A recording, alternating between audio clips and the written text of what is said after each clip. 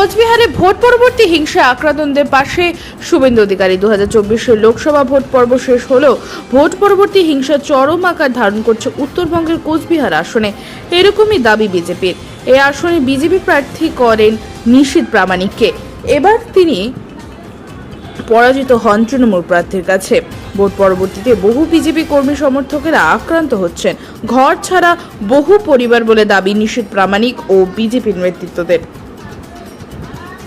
এ বিষয়ে রাজ্য বিরোধী দলনেতা শুভেন্দু অধিকারী আক্রান্তদের পাশে থাকার পূর্ণ আস্থা দেন এবং তাদের নিয়ে এক বিশেষ আলোচনা সভা করেন কোচবিহারে। তিনি জানান, 100 জন আক্রান্তকে নিয়ে রাজভবনের সামনে ধর্নায় বসবেন বিরোধী দলনেতা শুভেন্দু অধিকারী এবং রাজ্যপালকে এই বিষয়ে উপযুক্ত পদক্ষেপ নেওয়ার আর্জি জানাবেন। এই ভোট পরবর্তী হিংসার জন্য তিনি দায়ী করেছেন একমাত্র রাজ্য প্রশাসনকে। উত্তর কোচবিহারে আক্রান্তদের সাথে সাক্ষাৎ করেন শুভেন্দু অধিকারী ও নিশীথ প্রামাণিক। দেখুন সেই চিত্র। আক্রান্ত কর্মীরা এবং শুভেন্দু অধিকারী এই বিষয়ে কি বলছেন। উত্তরবঙ্গ থেকে নিজস্ব প্রতিনিধির রিপোর্ট, ন্যাশনাল টাইমস নিউজ।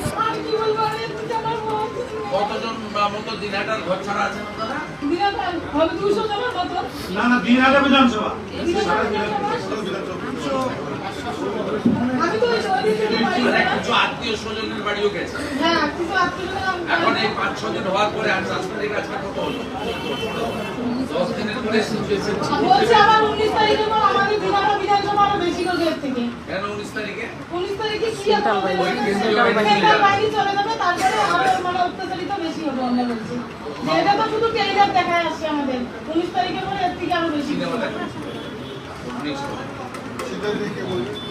হ্যাঁ তারপরে সিতাই বিধানসভা সিতাই বিধানসভা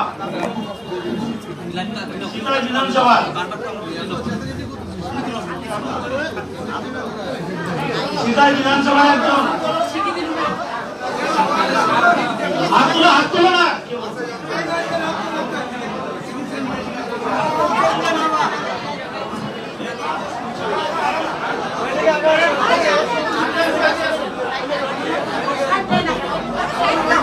প্রদীপ প্রদীপ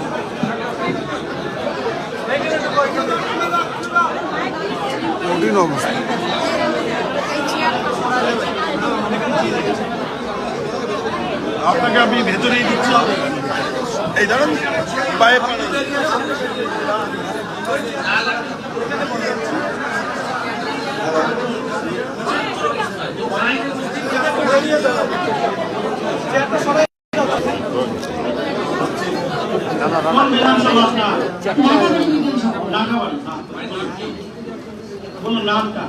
আমার নাম চিত্রমালা অধিকারী, আমি মহিলা মোর্চার সভানেত্রী। মোবাইল নাম্বার 8670866315 প্রথমত আমার বাড়িতে বাড়ি ভাঙচুর করে, টিউবওয়েল, গ্যাস সিলিন্ডার সবকিছু নিয়ে যায়। তারপরে আমার নতুন ছেলে বিয়ে হচ্ছে, এখন ছেলেও প্রতিবন্ধী 100%। সামগ্রিক নাগাবাড়ির কথা বলছেন, আপনি তো আক্রান্ত সামগ্রিক নামাটা পড়ে তারপর বলছো নন্দী চেত্রিয়া কত নম্বর বুথ, ওখানে মানে বাড়িঘর সব ভাঙচুর করে মারামারি হয়েছে। ওখানে সাধারণ মানুষ তারা ঘর থেকে বেরোতে পারে না, তাদেরকে কেচে ভাষায় দিচ্ছে। এবার রাস্তা দিয়ে হেঁটে যাচ্ছে সাধারণ মানুষ, শুধু ভোটে সমর্থন করেছিল বলে তাদেরকে মারছে, মাথা ভাড়া দিচ্ছে, 225 বুথে তাণ্ডব করছে। প্রধানের এরিয়া একজন মারাই গেল বিভৎস ভাষায় গালি দেওয়ার পরে। ওই বাড়িতে 1.5 জন ছিল আমাদের ভারতীয় জনতা পার্টির কর্মী, তার মা মারা গেল। এবার আমার দিক থেকে বলবে আমার সামনে আতঙ্কে মারা গেল। ওরা সন্ধ্যাবেলা গিয়ে এমন ভাবে উল্টে দিচ্ছে, মেনে নিতে পারেনি, ছেলেকে মানুষ করতে পারেনি। তার নাম তো আমি জানি না, ওর ছেলের নাম হচ্ছে শান্তু। 237 নম্বর বুথ।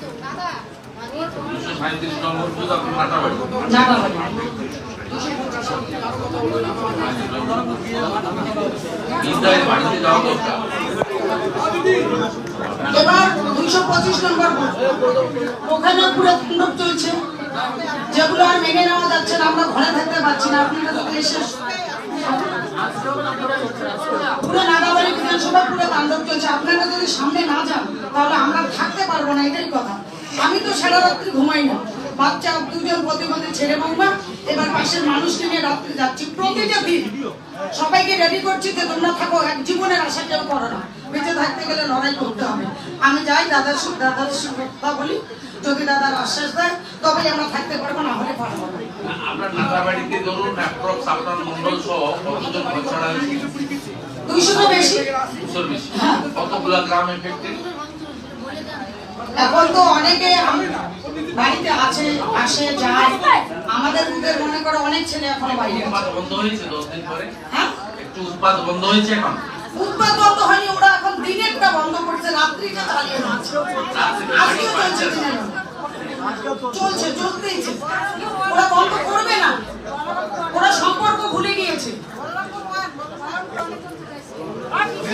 তাণ্ডব চলছে। 15 নম্বর মন্ডলে আপনারা দেখেন বাড়িঘর করছে, আপনারা একটু সামনে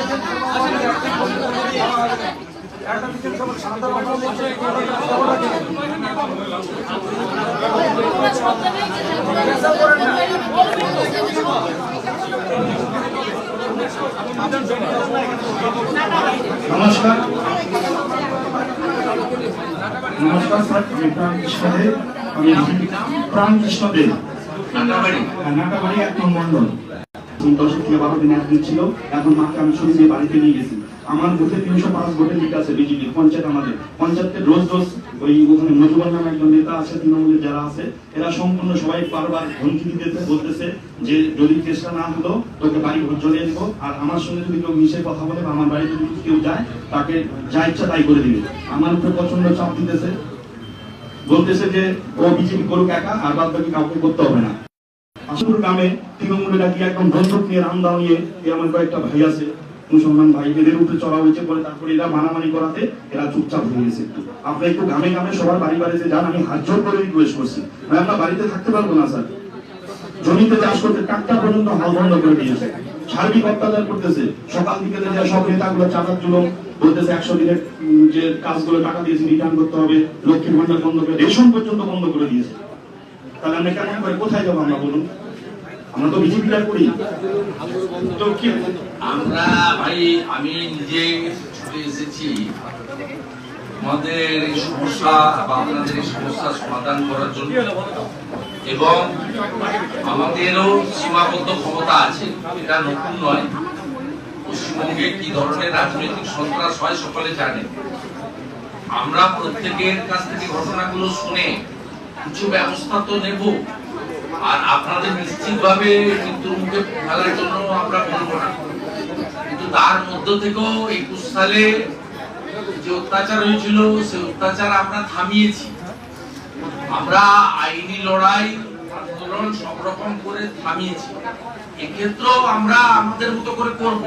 আপনি সমস্যাটা বলুন, যদি নেতৃত্ব এবং দলের প্রতি পূর্ণ আস্থা থাকে আমরা এমন কিছু পরামর্শ আপনাদের দেব না যাতে আপনারা আরো বিপদে পড়েন। আমরা এমন কিছু ব্যবস্থা নেব যাতে